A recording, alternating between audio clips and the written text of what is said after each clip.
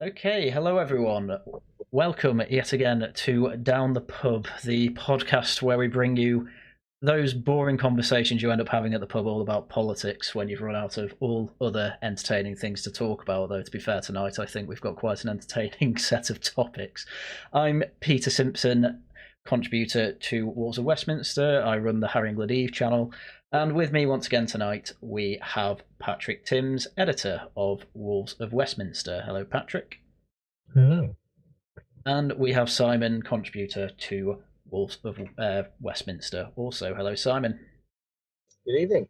Right. Well, start with the drink chat. I'm on the water again because we record these on Thursdays, and it's only rarely that I drink outside of the weekend.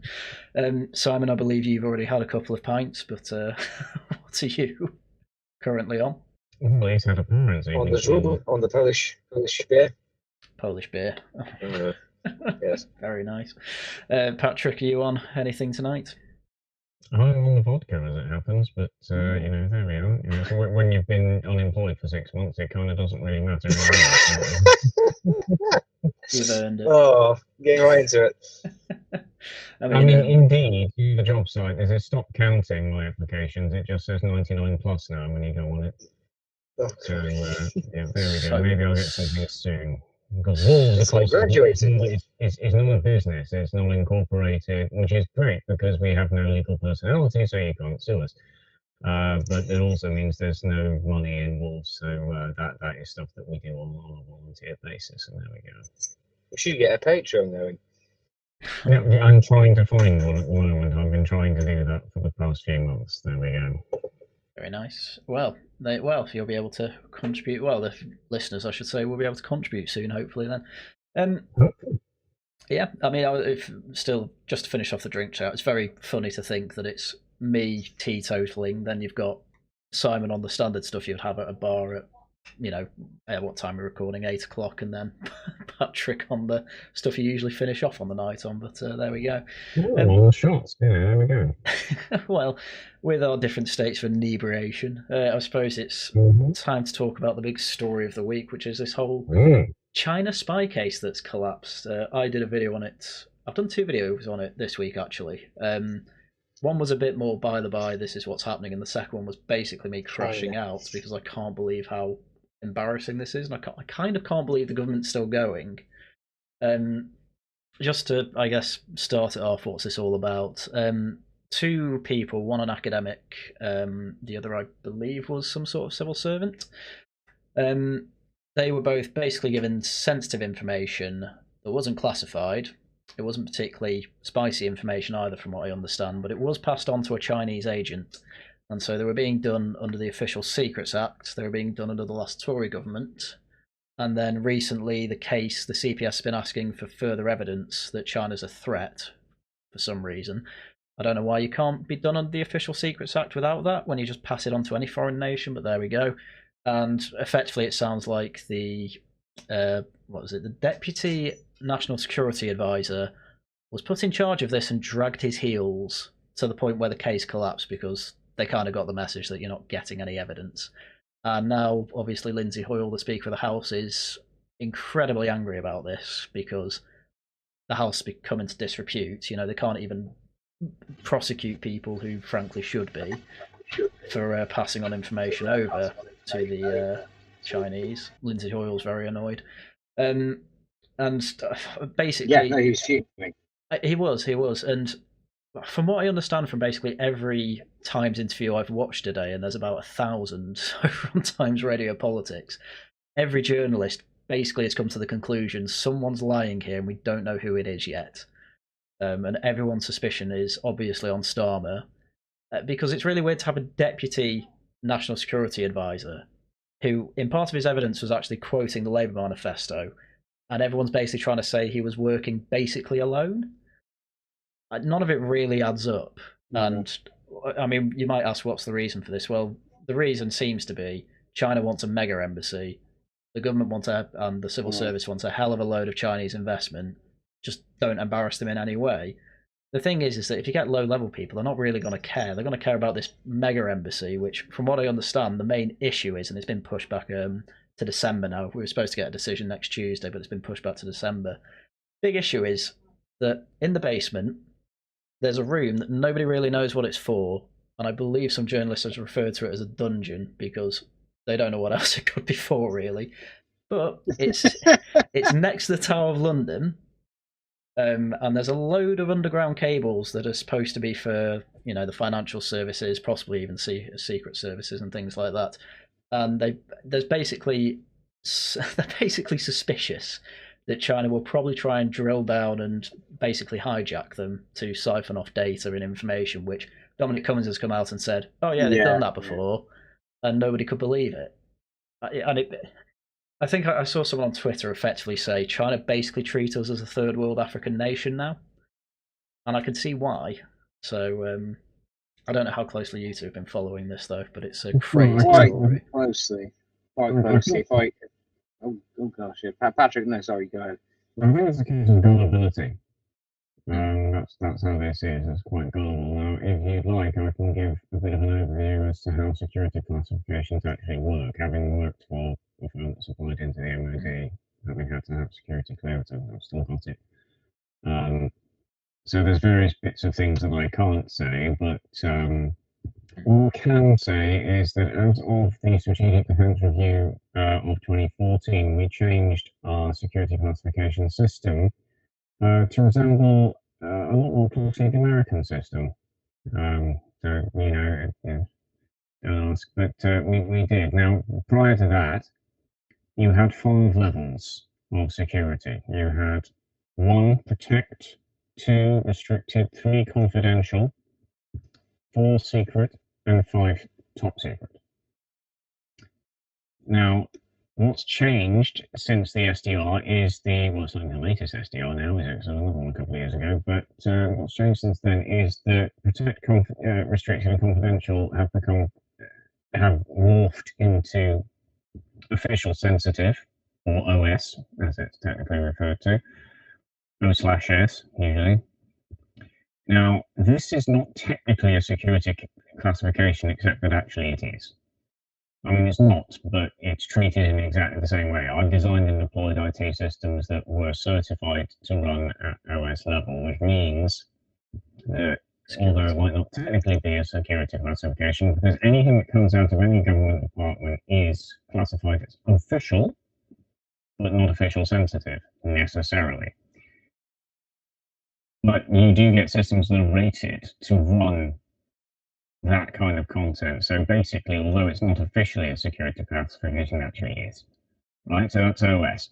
And then you still have secret and top secret. So when we are talking about security matters, we have to be thinking about how security is actually classified. And the other thing that's changed is that previously we would determine how secret, to whatever extent we thought that how protected we thought this needed to be. Since the SDR in 2014, we don't do that. What we do is we determine it on the basis of how much other people seem to be interested in it. Okay? Yeah? Which actually does make a lot more sense. It does. Okay. Because you're assessing the threat based on how much other people seem to want to know this thing, right? So, but it does mean that the whole way that all of that has changed in the past decade or so. So when we then look at this from a security point of view, and we are thinking, what kind of assets, are actually in demand, shall we say, by others, that is the metric that we use. Now, I'll relate another story. I'm going to have to redact some of this information. I'm sorry, this is how it works. But did you know, for example, that a device, an asset, a device like a printer, for example, if it has ever printed anything secret, it is classified as a secret asset. No, I didn't know that. Okay. Oh, well, okay. The James Bond printer. Yeah, well, that's the thing, because it's to do with like digital buffers and, Gaussian stuff and the ability to retrieve stuff from buffers, that kind of thing. If it has ever printed anything that is classified secret, it is classified secret as itself, as an asset, and it will be protected as a secret asset at a Lustex facility until it is eventually destroyed. Okay? Oh. That's how all of that works. I'll say all of that. That's how some of that works. But there we are. You see, so that's, you know, it's the way in which we classify information, and that, of course, feeds directly into this story, because what we're seeing is that, oh, well, there was information that wasn't actually, strictly speaking, classified, but actually, I mean, I don't think we know the security classifications of any of these assets, or assets. It did, from everything I read, they were constantly referred to as sensitive, so I don't know if that meant officially sensitive or if that was just how journalists were referring to it. Well, they're not all that well schooled in this, but it may well be the case that this was OS stuff, or it may well be the case that the MOD is briefed that they were sensitive without giving away the actual security classification, which you would expect. I mean, indeed, for example, so I hold CTC clearance at the moment, that's counter-terrorist check. I've held SC clearance before, that's security clearance, that gives you access up to secret. Give you all access to top secret, and only with a need to know. That's DV, which is developed vetting. There's another version of that, which is even higher, that's EDV. That's enhanced developed vetting, and I'm not entirely sure whether we're enhancing the development or developing the enhancement, whatever it is that we're doing. Now, that's what gets you top secret. Now, you are not allowed to disclose on your CV anything higher than SC. If you hold DV or EDV clearance, you cannot disclose that, because what are enemies? And let's be clear, Britain has enemies. When you have sat there watching the firewalls, watching the attacks on the infrastructure, you know that Britain has enemies. Now, what we want to know is who the people are who's got the security clearance, because then they can try and bribe them. This is one of the reasons why, seriously, this is one of the main things about holding anything like SC clearance or above. They want to know whether you're in mountains of debt. Because if you are, and there are people, it turns out this is the best way of bribing a British official or Secret Service agent or anything like that, is that, oh, well, come on, I'll pay off your debts, just tell us what you know. You know, the easiest way, apparently. So that is one of the main criteria. And like I said, so DV is a very profound intrusion into your personal life, not just your professional life. I mean, they were literally, and we don't swear on this channel, do we? But the way it was put to me was, one of the things they will ask you is, how do you F your wife? Oh, God. And then they will go and ask her to make sure that you're not lying. EDV, I have no details on that, but it's even worse. What I can tell you, though, is you go down to OD caution, you will find that everyone, literally everyone, and I include the people who are serving up the burgers and serving up the coffee and the cleaners, everyone is EDV cleared. Because they need to, the people, they need to be able to speak freely. Okay, without worrying about who's overhearing. So the job I only did for about 6 months, but it certainly was a massive eye-opener in terms of what the security culture actually is, you know, and the fact that Britain does have enemies. So when we have stories like this, and I've gone on for a long time now, but when we have stories like this, it always speaks to me that this notion that actually, yes, if we have security concerns about certain individuals, then those need to be dealt with. And it looks as though, in order to curry favour with a foreign government, these concerns are not being dealt with, and that is extremely disturbing to me.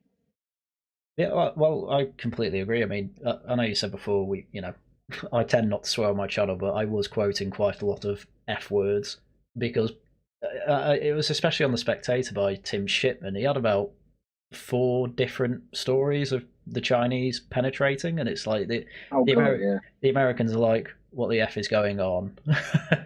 There was a We're about to get downgraded in terms of American intelligence sharing because they don't trust us not to get hacked or get bribed. Well, why wouldn't they? We've just let 2 people off for espionage with the Chinese, who are not only our enemies, but are also the US's enemies. But we're completely reliant on their investment, despite the fact Not only that, we've been promised. Oh, sorry. Yeah. I was just going to say the Tories kind of realised near the end probably shouldn't let them own all our infrastructure. It was a bit, 14 years too late. I mean, we've got promised, I think, about £1 billion worth of investment, allegedly, in exchange for shooting down this whole prosecution. That I think this was a mainstream newspaper, so it's not like some massive conspiracy theory. But the fact that we've got people that can, I'm going to assume this was bribery because effectively, if this guy's an academic, this guy's a staffer, they need money, that can, through bribery and corruption, just access people who work for ministers of state. It just boggles the mind that it's still out. I believe the sensitive information had something to do with an official meeting in Taiwan. So yes, and there was also stuff about the Tory leadership race, I believe, that was being passed, which I think was. I mean, I saw it. It was quite irrelevant information, but I think it was just openly wrong information as well. Yeah, no, it was. And then we found out. I think it was something like Jeremy Hunt being made shadow something, and then he just was the opposite of that. It just didn't happen, and something like Tom Tugendhat's going to be leader or something. He wasn't even close. To say, having read through some of the things these 2 guys were saying, not the sharpest tools in the shed. In the British Civil Service and academia, say it ain't so. I don't think he was a civil servant. I think he was a researcher for a Labour minister, I want to say. Right. So he was a Labour Party staffer. Well, well, go on. Apparently was approached in his youth by the Russians. Oh yes, he was. In Moscow, until he left. Well, this was the other thing I was going to bring up. The National Security Advisor, I think he's called Jonathan Powell, but I don't think he calls it. I think you say it's spelled Powell, but he says it Powell or something like that. He was in what was it? Something 47 or something like that. It was a group that basically tried to groom Labour staffers, MPs, and things like that to be more pro-China. Right. I mean, it's this was also replace China with Russia. Replace China with Russia. All these people will be in prison. Yeah, well, I said this in my video today. We're basically already in another Cold War, and I reckon in the history books they'll say we kind of sleptwalked into one and no one did anything about it. In fact, we Yugoslavia this time. Yeah, we chose the Reds by accident, despite the fact that we keep saying we have a special relationship with America, and despite the fact that Starmer would rather spend his time with Trump in Egypt than he would here, because he has to deal with the actions of his own consequences. Because bizarrely, Starmer Trump likes him. Well, he likes him because he gave him a letter from the king. Like, it's not difficult to make him like you, but Starmer knew 2 days before it collapsed that it was going to collapse, and obviously at the same time he's trying to hold the position that, I'm a prime minister, I can't do anything about it. When it comes to national security, I don't think there's any excuse. It doesn't matter what processes we have in place. That just doesn't fly, frankly. You've got to just go some balls at the end of the day. No, exactly. Especially in matters of massive national security, you can't be seen as a prime minister to, not only in the eyes of everybody else, but also in the eyes of your American allies, to be seen to just be responding to events and not directing anything, and just being around. Like, he's still acting as if he's the head of prosecutions.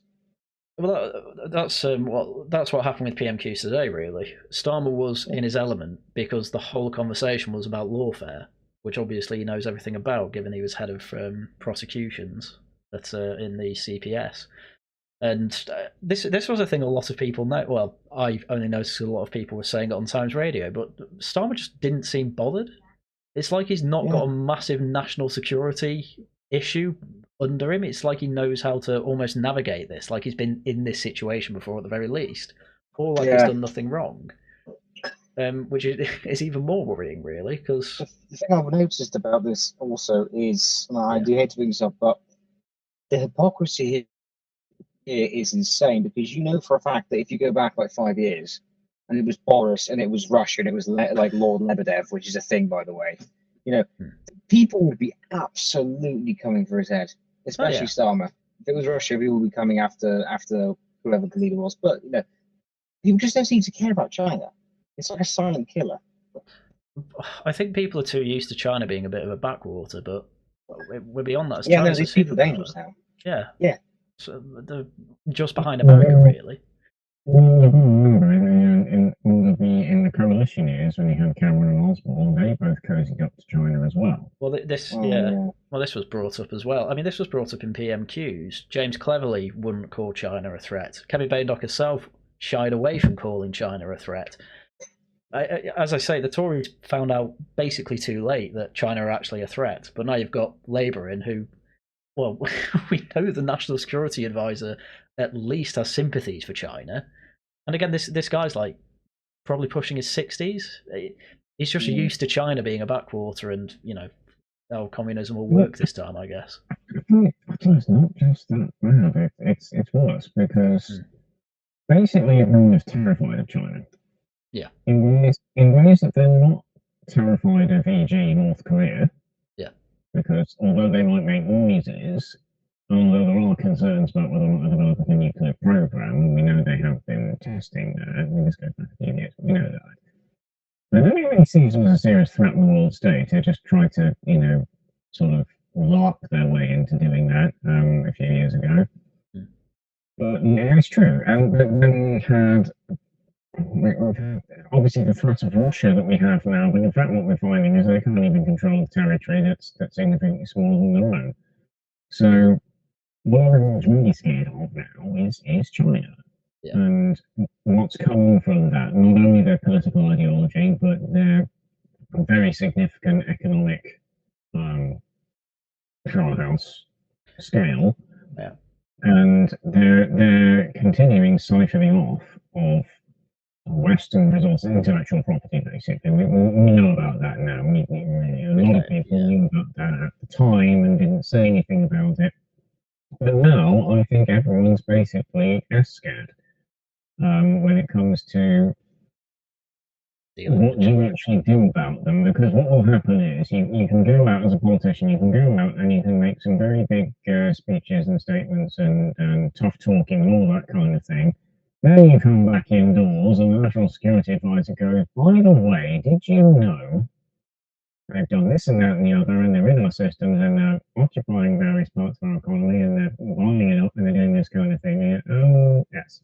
Yep. So, yeah, and I think that's what we have here. You come from the minister, you think you know what the hell's going on, you don't. No. Because they don't brief the opposition. Well, they do sort of. You've got the King's Council. Yeah. But you really don't know what's going on until you're actually in the driving seat. That is the truth. And while I will be briefly fair to Sir Keir Starmer, is he's only been in the job for a year, and really you do not find out until you're actually in there, and then you go, oh, holy hell. You know, this is the reality of the situation. Yeah, and it always seems to be worse than you think. I mean, well, as he said, there's the other weird thing about trying to turn this on the Tories. It's true to an extent, but at the end of the day, the Tories were trying to actually prosecute them. That's the whole reason they're in court. So, you know, I think I said a few times in my video, oh, they're as bad as each other, but in my less angry moments, I thought, no, Labour's definitely worse here. But Labour's two witness statements that bottled the prosecution. The Tories just kind of started it, assuming, wishfully thinking, I suppose, that they'd win the election, and they didn't. So there's no way Tory. Well, no, they might be that delusional. I don't know. I keep saying no way. Having spoken to some people, they really were up until the last couple of months, kind of saying, "Trust me, bro. You know, Starmer's poll leads is artificial. You know, people won't go out for him. 121 seats. Yeah." Well, I mean, latest polls are 7, so. Who are 7 going to be? That is like not Kemi Bay, not Robert Jenrick or Suella Braverman. You've got to be one brave fella to be one of the last 7 Tory MPs. Well, it's a bit of a misnomer anyway. That Shivani Raja. Where you can actually fit them all in the back of a friendly car, sort of Wow. carrier kind of thing. Well, that would There be we go. well, that would be funny. That's what everyone said about reform for a year now, and well, imagine saying that about the Tory party. Never talk about the independence because it's true. They had 8 in the last parliament or whatever it was or before that. Defended the wins of the last few years. God, Mm. they've managed to go from 7 to 72 seats by doing precisely naff all. That's a Well, lot of Literally do parties. nothing and win. Yeah. This is the thing. I can't remember whether I said this before, John, but look at the date on which Rishi Sunak announced called the election. It wasn't a very good date. It was pinning it down. Yeah. And all of that. But and you wouldn't make an announcement like that on a day like that. But why did he? Because it set the date for the next election, which was the 4th of July. Now, given his US connections, you would think, given that this is a man who's perfectly happy being a big tech entrepreneur in California, just as much as he is being Prime Minister of the United Kingdom, well, what's the 4th of July? It's Independence Day, and I think for him, he already knew the game was up. And so, I mean, he could have called the election months later, but he didn't. He called it then, and I think because for him, this was his Independence Day from that job. I mean, I think I said in the first podcast what my theory is for why he chose that day. It's because it was the day after the super injunction. They found out the super injunction for the Afghan scandal was sunsetting, and so I think they wanted the election before it sunset, but obviously they won the appeal after that. So I mean, imagine the Afghan scandal comes out 4 months before an election when I think it was supposed to happen. Yeah, that's 0 seats territory, to be honest. Yeah, I mean, even I was against 0 seats at the time, but I'd be on board with it at that point. Like 100,000 Afghans came over secretly, and Robert Jenrick's there being all, "Oh, I'm Mr. Based Man on immigration. I want to sort out the borders," and then it turns out he's helped keep that secret. While internally he might have been against it, it doesn't really matter. People are fed up of you already. They're just going to see you as part of the team. That's sort of the trend with a lot of the Tory stuff coming out. I was like, I was internally against this, I was internally against that. It's like, but that's the problem, isn't it? Because the opposition was internal. As you can't just use that as an argument. No, well, there's no way to prove it either. That's also supposed to be, but that's a very important point that someone else has raised, actually, is that there's certain stuff that you can't get away with in external comms. Because you'll just get ousted, you'll lose your job, and then any influence you could have had from the inside is now gone anyway. So I understand. What people mean when they're saying, "Oh, I oppose this internally," assuming it's true, which it might not be, but assuming it is, what they're coming out now and saying is there was no way I was going to keep my job, and therefore no way I could continue to influence these events if I spoke out against it publicly. Yeah. So what you then end up with is this kind of, yes, I resisted internally, and I can think of jobs I've been in when I have, and not all political jobs, but jobs when I have come out very strongly internally against something. Was it going to be politic to talk about that publicly? No, it wasn't. So I can see it from both sides. Some people would just say, "Oh, this is craven cowardice." Oh, well, they didn't come out against it. Well, no, they didn't, because they knew that no one else was going to come out against it internally, so they weren't able to do it internally anymore because they lost their jobs. It wasn't going to make any difference, anymore. They were not going to be able to make any difference anymore. So you have to make a quite reasoned judgment here in terms of the way you do your criticism, whether you keep it internal or whether you go external, because the moment you go external, the moment you rebel, the moment you appear to be a rebellious element, a lot of influence that you would have had internally is now lost. Yeah. Well, yeah. I mean, Rupert Lowe, to bring it to reform. That's a very special case. That was just vindictive, to be honest. Well, still. Well, the funny thing is that I know a lot of people that were big fans of Low, colloquially known as homosexuals. And well, a lot of them have now gone off him. I mean, he was in an interview with Jeremy Vine. Is Jeremy this because he Vine. backed ILR? Is this why they've gone off it? No, no one's touched that. Nobody even knows he's done that, as far as I'm aware. No, he was. No, they backed off him because he's clearly just like what are his projects? Restore Britain. What they petitions and maybe 100-page policy paper. £7 billion to Sargon, please.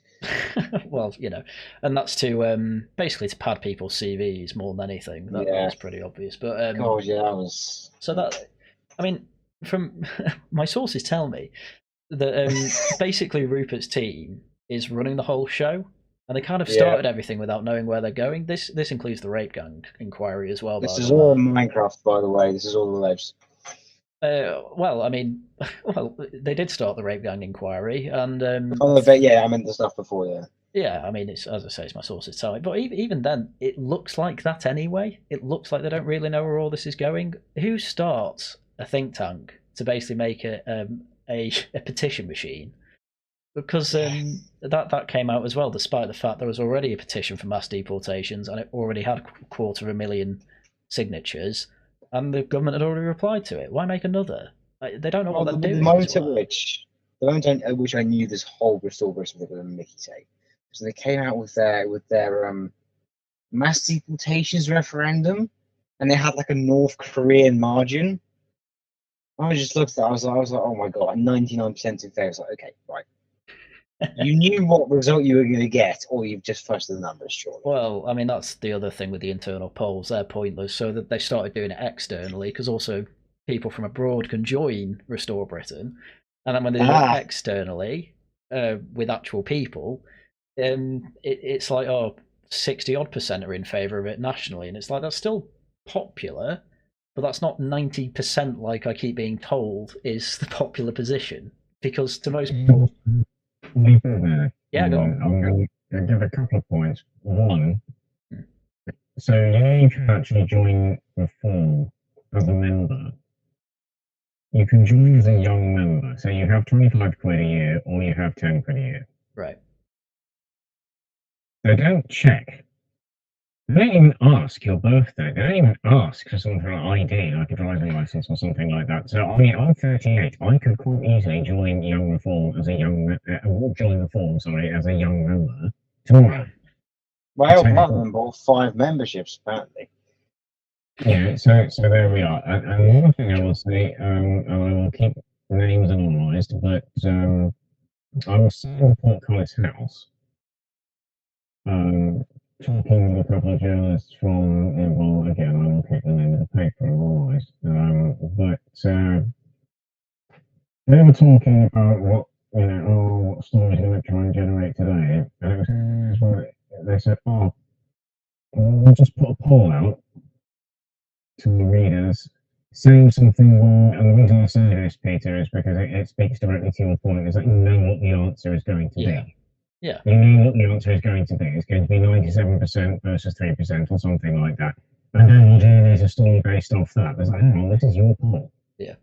You know what the answer is going to be, and then you're going to generate a story based off that. This is how it works. Yeah. Okay. So it's something slightly surprising to me that Restore Britain now is like, hey, we're going to put our policies democratically to our members because we already know what they think, otherwise they wouldn't be members. Why would you join Restore if you weren't in favour of mass deportation? It's an absolute aberration of democracy. This is not democracy. This is people who... The left do this as well, by the way. Yeah. You have the Socialist Labour Network, you have the Democratic Socialist Network, they all meeting last night. The People's Front of Judea, Yeah, exactly. And that's all, again, they talk a lot about democracy, but they already know what people are going to think, although it doesn't always work. Now, we can move on to this if you like. The Socialist Labour Network was formed through a merger of 2 networks, Law and Lien, which is to say Labour Against the Witch Hunt, and the Labour in Exile network, which is all the people who been kicked out of Labour for being too left. Now, there's been a lot of contention within those groups, and I know that from the work that we do, as to whether or not they should form a party. Now, in the end, you ended up with two factions there. One of those factions was convinced that they did need to form a new party. The other one was absolutely against it. In the end, and this is the short version, the faction that decided they did need to form a new party were not against the other one, and the other one, all of the members of that were in the steering committees for these groups, resigned en masse. Okay, which is, I suppose, only honourable. But there we are. Now, we have this new your party thing. But from what I understand from sources from last night, everyone's still in total confusion. Nobody knows how exactly this is going to go. They're trying to make their own representation. Basically, what's happened here is through the platform of Zara and Jeremy, or rather Zara and or Jeremy, what's happened? Yeah, exactly. What's happened is they've now got a potential vehicle which they are now attempting to influence from the outside. So they are attempting to organise fringe events at this new conference thing that may not be going on. Okay, it's all very, very funny. It really is. Have you seen, by the way, they tried to book their conference in Brighton, and they said to the people, can we do this in the next 3 weeks for 3,000 people on a budget of £2,000? And the conference replied, yeah, exactly. The conference replied like, no, you can't do that. What? It's just so detached from reality. I'm actually impressed. Actually, the funny thing is, as well, is that while all this is going on, the Greens have been surging in membership a bit. I mean, Lansky's actually done quite well. Yeah, there's incredibly, which I find amazing, because his whole strategy is just, I'm going to take all the worst arguments the left had for the last decade or so, and just make that my personality. And it just works. Announced Gary Stevenson for the City of London constituency. Oh my god! He will stand for the Greens. I have. Oh, yeah, he's no doubt he will. He openly said he joined the Greens. There's a few YouTube influencers. Jimmy the Giant, I think, has joined them, and he has 100,000 or so subscribers, probably more than that, actually. On an unrelated note, the government have admitted they've been paying online influencers, and they won't say which ones. It's unrelated, by the way. It's pretty obvious which ones. Is it? No, it's unrelated to what we were saying before. No, I think there are smaller channels that are really, really, really defending Labour, and I don't see a rational reason for them to do that, from what I can tell. But yeah, I mean, that might just be me from the outside. It's not so Rowan Jones, because that always used to be his job. Yeah. Well, yeah, true. Now he's the Politics Joe actually grew up independent, bone in their body. Well, that was a weird. Actually, I want to talk about that. Politics Joe, they've lost two of their big names, Ed Campbell and Ollie Dugmore. Don't know what Ed Campbell's done. Ollie Dugmore's gone to the New Statesman, and he's somehow become more communist. How? I don't know how he's done that. I know how it's happened. It's because it's a bit like the lads on the right who end up on GB News all the time. He doesn't look ugly, but also Ollie's got another level to him in that he's actually normal. Which it's very hard to do in those circles. I know it is. So I think the New Statesman have tried to pick up on that, because he's got a bit of a, you can go, he watches football and goes to the pub vibe, which can get normal people on board and influence them leftward, possibly. I mean, people I know who are into football tend to lean that way. Not all of them, of course, but it's I mean, you'd kind of expect that from the whole bending the knee thing and all that. Sometimes people just leaning that used to be the conservative of the Express, now the conservative of the Independent. So, who's gone from the Express to the Independent? No, not really. Oh, you're not named. Very easily. No, You fair can enough. find out very easily. But as to why, because he's definitely a very conservative sort of gentleman. I asked him why, and he said, "I don't jump away." Yeah. And he's got family to support. You see, so this is important standing in its own way. Yeah. And in fact, if you go to the UGK offices, you can go after people who work for the Sun, for example, which is hardly considered as heavily left-wing paper. Actually, a lot of them are leftists, the staff, who work there. Oh yeah. For people, they're not podcasters. They're not, they're not journalists. They're just people doing a job, and it's like, well, one of my political views are, I work here because I've got this job, Yeah. Okay. I mean, So you do get quite a lot of this in this world. well, that's. I mean, they're just following incentives. I mean, if you're getting paid to write whatever and you know the basic points to hit, why not do it if that's your talent? Yeah. I'm sure Charlotte Gill, who keeps an eye on all these left-wing networks, will have something to say. Though Jesus Christ.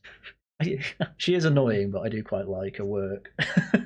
It just remind me of the Women's Safety Initiative, which is not what I mean.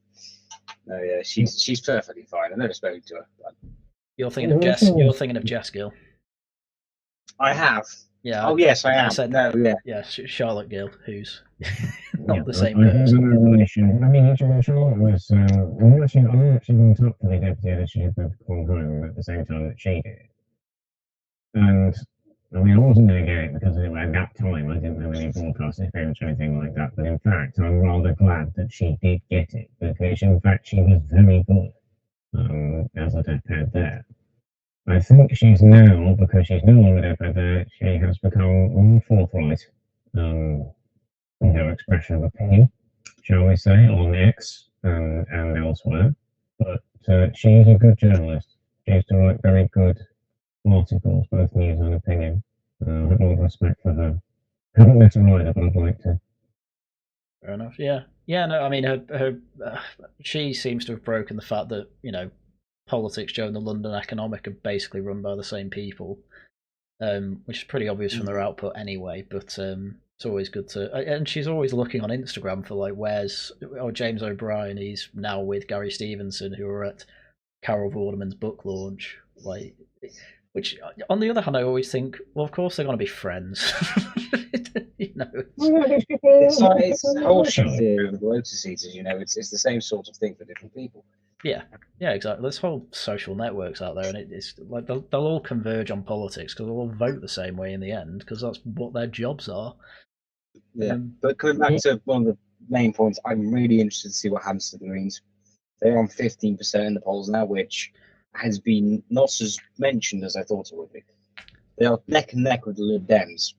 They're neck and neck with Labour. Poll today, they were joint third with Labour. Tories second. Tories were second. We're back and up. That meme of Rishi Sunak, I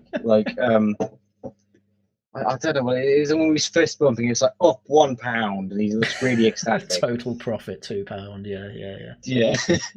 Yeah. That. The CEO of the Conservative Democratic Organisation, which is founded by David Campbell, the next MEP, that basically has that as objective to bring Boris back. Oh goodness me! That's just incredible to me. Well, I don't, and it's one of those where I'm not sure whether I want to actually talk to Boris because it doesn't seem to me. Exactly, it doesn't seem to want to come back, and it's in fact, excuse me, just crossing over the spectrum again, the other side. When far left that I observe, thinking about forming a new party, I literally heard people saying, "Oh yes, we should form this new party, force Jeremy Corbyn to lead it." And it's like, force? Yeah. How are you going to do that? And I think there are some people, again, switching back to the right wing side of things, who seem to want to basically force Boris to return to being an MP, running for leader, and becoming Prime Minister once more. There appears to be a bit of detachment from reality on both sides. I think they need to be studied by science. I have to say, there's no figure, I think, that is more hated by both the left and the right It's not. By politically engaged people, he is hated. By the normie, he's actually still quite popular, which is quite Good interesting. I know. Well, this is why Boris Wave was so interesting, which is probably the best thing the online right have ever done was coin that term and spread it. Because now the largest wave of immigration ever is now attached to him. I've had someone at work use the term to me before. You know, it's like. Like that's genuinely like I have. It's no secret. I have disdain for the online right in a lot of ways, but when they do good, I will call it. And the Boris Wave thing that got popularised, picked up by Reform, obviously, and everyone was talking about it. Even Jeremy Vine, it was on Jeremy Vine today. So well done there. But I mean, getting Boris Johnson back, there's also I don't know if any of you saw Harrison Pitt interviewing Michael Gove. And he ended up asking him, why don't you get Rupert Lowe to lead the Tory party? To which I just think, why would they get a man who's been working against the Tory party and all these other parties? Letting him join's already hard enough, but I reckon they'll end up doing that anyway because a load of them are trying to join in with Restore. But then to lead it, I mean, you've got to be pretty desperate for that. And also on top of that, again, Rupert Lowe is just not well known outside of the right wing. The left wing don't even really know him. So it's a politically engaged right wing, I should say. Normies don't know who he is. On top of that, what I will say is I know that if Jen was to become Tory leader, it's very, very, very, very likely that he'd invite Rupert Lowe in. Yeah. I think 5 hours ago, actually, I got a notification saying he signed the raid gang petition. Yeah, he did. Which is quite significant. But I do agree, like the Rupert Lowe impressed a lot of people on the right. But then he kind of got kicked out of Reform for reasons that we can discuss at some other point. And then he didn't join Advance because sources say he thought Ben Habib was a massive egomaniac shock horror. Oh. So there's no real there's no real future. Some might say. Yeah. Well, there's a common theme here because Rupert. I've heard Rupert Lowe be called something similar. All these people are followed and promoted by Elon Musk. So I guess richest man in the world being on your side would give you quite a bit of an ego. Elon is just what is he doing? Well, he's paying for Tom Robinson's legal defenses. Yeah, I know. Throw the whole life away at this point. I want to say that Elon Musk is, he's a shrewd businessman, but he's also a big kid. Oh yeah. I mean, you have again, I won't swear, but you have someone who creates a project, and it's a very good project, for apparently, or it was many years ago. This goes back. The BFRs. Oh no! Does that stand for something, or it does? And the idea was that it was a rocket, and you can get on this. Is it big, and is there a word in the middle that I can't say? Yeah. Okay. Right. Yeah. And you can get on this, and in 2 hours you can shoot it. But somebody who actually thinks that the proper official name for a project, that was the official name for the project, should be the effing rocket. He's a big kid. I remember going on the Tesla website when I was like in year 10, and when you would hover over the cars section, the models would spell out sexy, and you just know he ordered that because he's about 12 mentally. Yeah. Well, equally, I have to say he's been more mature of $200 billion than I would be. So. Well, in all fairness to him, I will say this: we all know what grok is now, don't we? Grok, yeah. Oh, I use that to write descriptions for my videos. It's really This good. is disgraceful. So, yes, it is disgraceful, Peter. I do this in my lunch hour. This AI thing that's built into Twitter. In fact, this is very good business. Yeah. It is. Because even if you want to pay to subscribe, if you're a paid subscriber, you're a verified person, you get Grok V4. If you're not, you get Grok V3, which is still pretty good. But, I mean, I've used it for refining bits of my code before, but the point is, you get the free use of this. What does he get? he gets. He's basically farming AI training. Oh yeah. That is what he's doing. But that's actually good business. Yeah. Because it works for him, it works for you, and that is good business. Yeah. And you can tell why he's the world's richest man. He's a good businessman. Yeah. You know, he's good at doing that kind of thing. He is also, however, I would say, like I say, if you're actually going to call something a big effing rocket, you know, Which you are a child at play at this point. But the thing is, if you've got that much money, I mean, what's he got to lose? You know, he can get away with that kind of thing, which a politician certainly couldn't get away with. I mean, you remember when the Lib Dems did the whole bollocks to Brexit thing? Yeah, and I think they lost a lot of votes that way. Quite possibly also lost their former leader Joe Swinson. Well, I think because everyone just kind of, this is playground politics, this is childish nonsense. Yeah, from a party that's all, you know, let's have grown-ups in the room type politicians. Yeah, and also she could be our next prime minister, and then they took that off their leaflets about halfway through the campaign because they realised that wasn't going to be the case. But at the same, well, it was just funny at the time. This is 6 years ago. But I remember the graphs; they were great. Oh, they were fun. They were really fun. So it's just one of those Dev's walking at 700% swing from Chipping Norton. Yeah. But my point being is that because Elon is the richest man in the world, I mean, what was he not to worry about?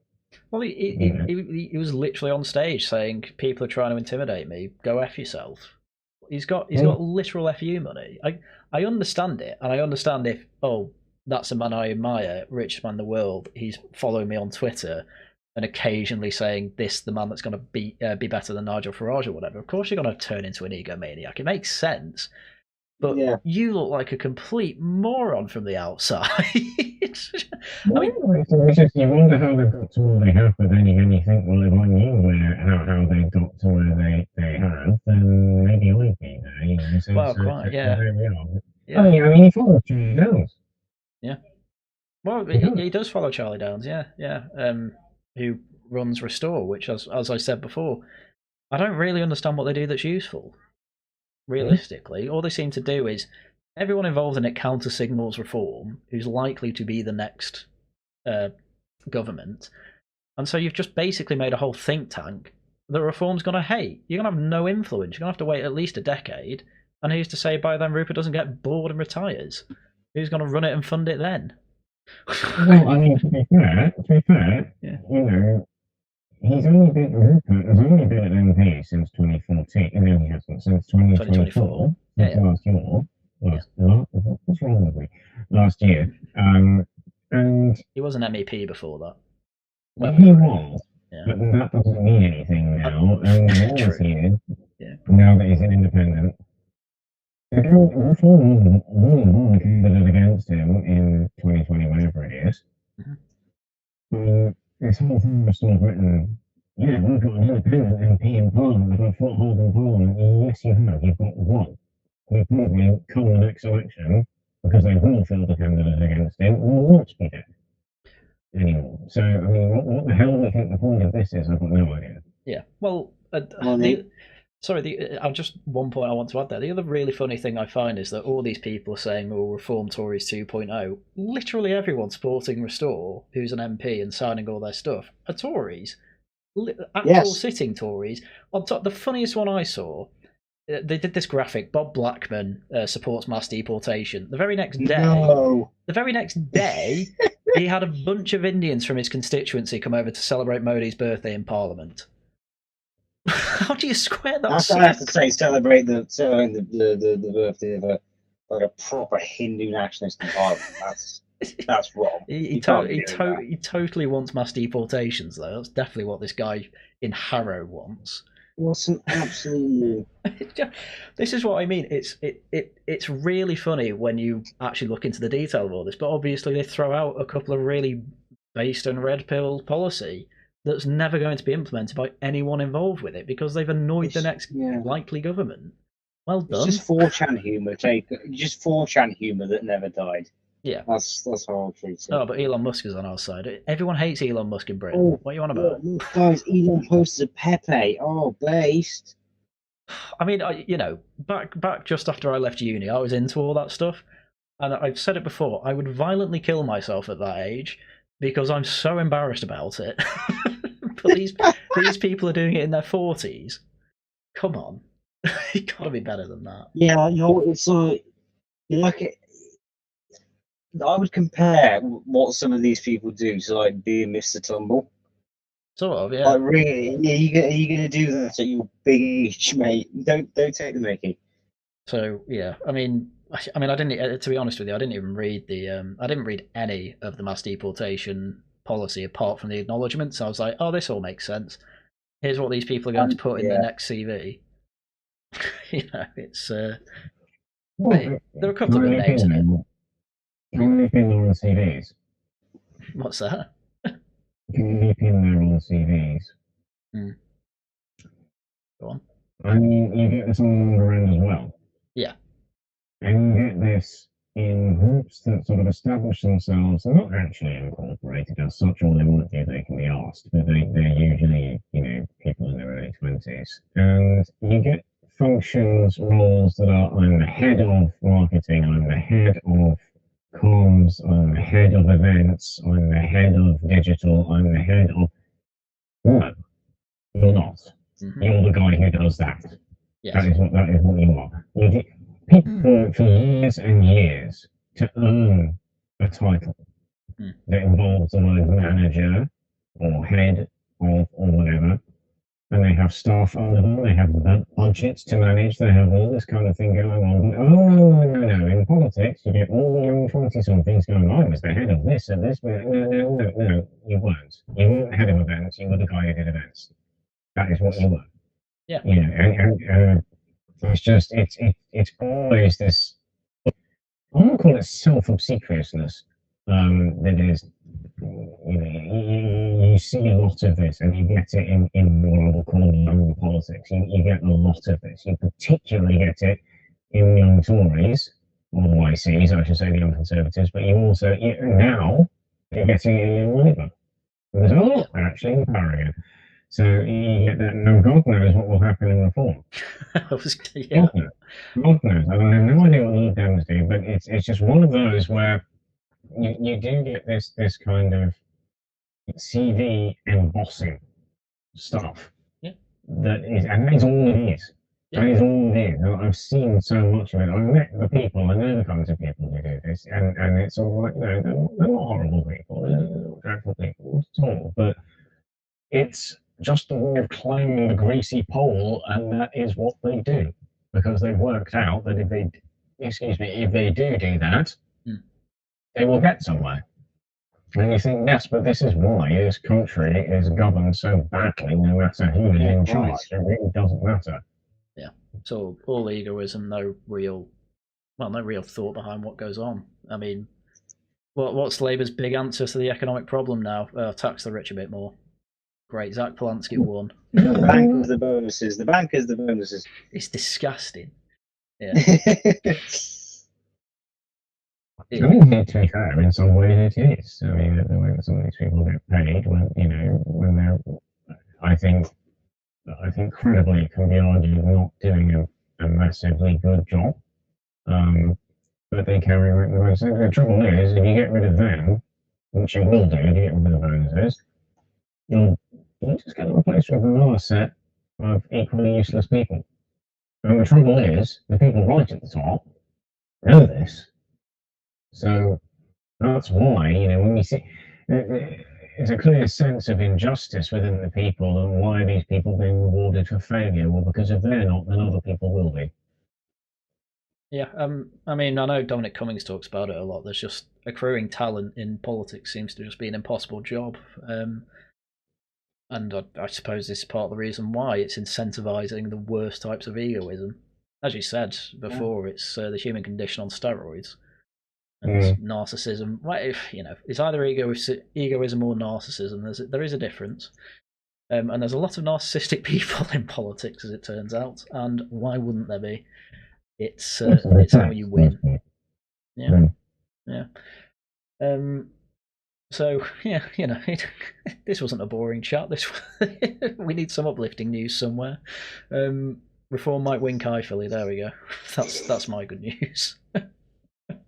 Though that's obviously next week. Even that though, that's an interesting poll. I think it was 42% for Reform, 39 for Plaid I think Cymru. there'll be some tactical voting. Well, that's what I'm worried about. Labour voters just go vote, Plaid. I saw someone say, "Why aren't the Greens stepping down and sending all their voters to Plaid?" And obviously, people are replying because the Greens won't win. And to some people, it's either they want the Greens to win, or it's much more important Reform loses. And this is the funny thing. I'm conscious of time, but I think one of the most interesting things about this whole episode is there is a openly British patriotic / nationalist party that is fundamentally unionist that has a real chance of winning a Welsh by-election and of doing very well in Scotland as well. Yeah, I think that's very, very new. It's well, I mean, living in Wales at the moment, last branch meeting, there were people there saying, "Listen, I know a load of farmers, and basically all of them are asking, can they get Reform advertising on their trailers, just like a sign on the back or something." The farmers really want Reform around here, as it turns out. Yeah, I don't blame them though. I don't blame them because they get absolutely shafted by the government. Well, Labour's run Wales pretty much the entire time they've existed. Been over 100 years. Yeah. I mean, people do want Reform, quite literally. So it's going to be interesting, and I do hope we win. Obviously, being Reform myself, but I've not really been able to go down and help because it's about a 6-hour drive away from me. But Wales doesn't have functional trains, unfortunately. Well, no. To get a train to the south, I have to go into England to then go south in England to then go west again. It's funny because every time I have to go to Manchester from home, I'm on a Transport for Wales train. It's like, oh yeah, I'm in Crewe. That one. Yeah, yeah. I get that very train a lot. We may have seen each other. Yes, I love that. So it's for all sins and for life apparently. But I can share a little anecdote about that. Now, if we go back 6 years to when it was the Brexit Party, when they were looking at selecting candidates, and I was in the picture for that. Let's just say there was it was somewhere in South Wales, which had been about a 3-hour drive from me. It was a 3-hour drive. They said, go there and do the door knocking and the canvassing and the leafleting and all that and the VI and all that kind of thing. We are paying attention, they said, to who actually does. And this will stand you in good stead. So I did. From South Wales, 3-hour drive from me, and then 3 hours back again. It was all on the same day. Good God, I was exhausted, honestly. Oh, yeah. But certainly, yes, the parties will pay attention to what you do as an activist. Yeah. With Labour, Liberals, Reform, Brexit, whatever, it doesn't matter. They will pay attention to that. So, yes, I mean, if you're looking I'm saying this particularly to Peter, if you're looking at further involvement in Reform, they're the same people that they were, and they can pretend as much as they like that they are not. They started off as Leave Things Leave, let's be honest, they did. And then they morphed into the Brexit Party, and that morphed into Reform UK, and it's the same people. It is the same people, I'm sure of that. That is the approach that they take. So if you're looking at getting more involved, well, do, because that's the only way to do it. Well, I mean, I've been to Runcorn. I was leafleting in by-elections around, next town's over, whatever. The problem I've had is that there's not really been much going on in Wales yet, but that's what we're going to change next year. So I'm going to get very busy coming up to May next year. So that's going. I'm sure you're going to be looking for staff, mate. Yeah, no, it'd be interesting to say the least. But I would like to keep doing what I'm doing as a hobby too. So yeah, I think with that though, we'll call it there. It's been about an hour. So right, with that, I'd like to thank Patrick and Simon for joining me. You're welcome. And with that, thank you all very much for watching. Okay. And until next time, goodbye.